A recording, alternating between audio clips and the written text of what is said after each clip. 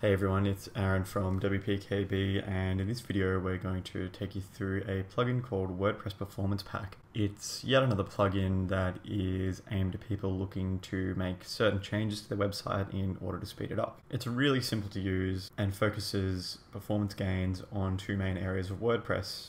As you can see, they are localization and image handling, but it does also come with support for CDNs as well. In order to make changes to your WordPress performance, you can see that we've got this handy little slider here that we can just drag up and down as we require. So we'll just go up to stable to start with. And you can see that in terms of localizing any content that needs to be produced, it uses the get text function. You can also take that up one more notch and you can see it uses get text, just-in-time localization, and also disables back-end translation. Otherwise, you can go up to custom as well, which we will get to in a moment. What we'll do is we'll just talk about image handling first, and the same really applies here. You can just drag it up and down as you want. We'll take it to stable, and what you can see here is that any images that are uploaded will be handled slightly differently to the norm. As you're probably aware, whenever you upload a photo or an image or whatever to WordPress, it will actually create a few versions of that in different sizes, and what this will do is just reduce the image quality to 80%.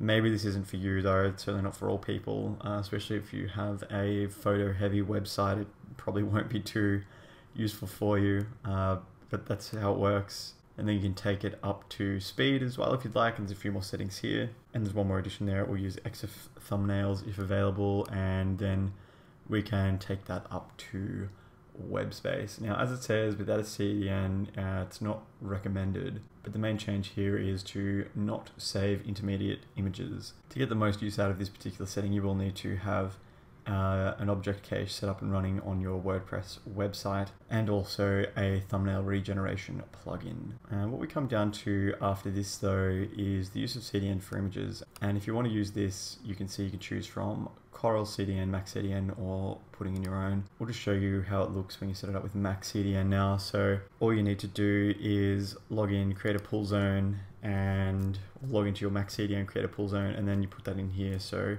it would be sort of account or website.com or something to that effect anyway. And then you would just save changes to make all of those be implemented. If you wanted to take this a step further, you can switch over to the advanced view. And this is where you can get a little bit more control over how the plugin works, especially when you're using those sliders. You're only getting what the plugin thinks you should be getting for those particular levels, which in most cases is pretty good. But if you do want to get a little bit more particular with it, you can do this through the advanced settings. So you can see you might want to turn on get text. As it says, it's usually the fastest way to localize your blog to different language. You can choose to turn on caching or to use the object cache API. As it notes that you do need an object cache plugin to really make the most out of this. Then we can see we've got just-in-time localization. It's disabled by default here, as is the disabling of the backend itself. What you choose to set these to is going to depend on who's actually using these particular features of your website. If you've got people logging into your website and maybe they need that localized, you probably don't want to turn, or you probably don't want to leave this on disabled. But if you did choose to do that, you can allow users to override that in their profile settings. And we'll just quickly go through the image handling options we have here. You can see we just got the dynamic image resizing option we had before. You can choose to use the EXIF thumbnail if you would like. I mean, as it does note here, it's going to depend on the image editing software you use.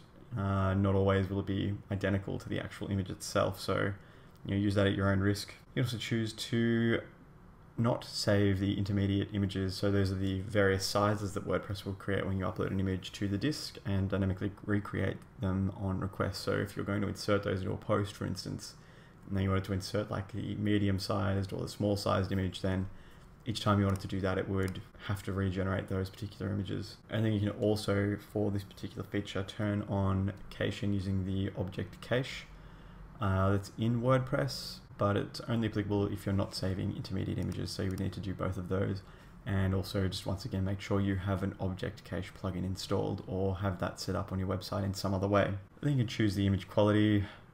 As we mentioned, it's going to depend on what images you're using on your website and how many you're using. So for some people, maybe having an 80% quality is okay. For others, you're probably going to want to leave that on 100%. And just below this, you can choose how Regenerate Thumbnails integrates with the plugin. It does note you need to have at least one of these plugins installed. Probably no point in having more than one of those installed, of course. And that will just feature a way to create those images on demand a little bit easier. Then we just get back down to the CDN support that we sort of looked at before.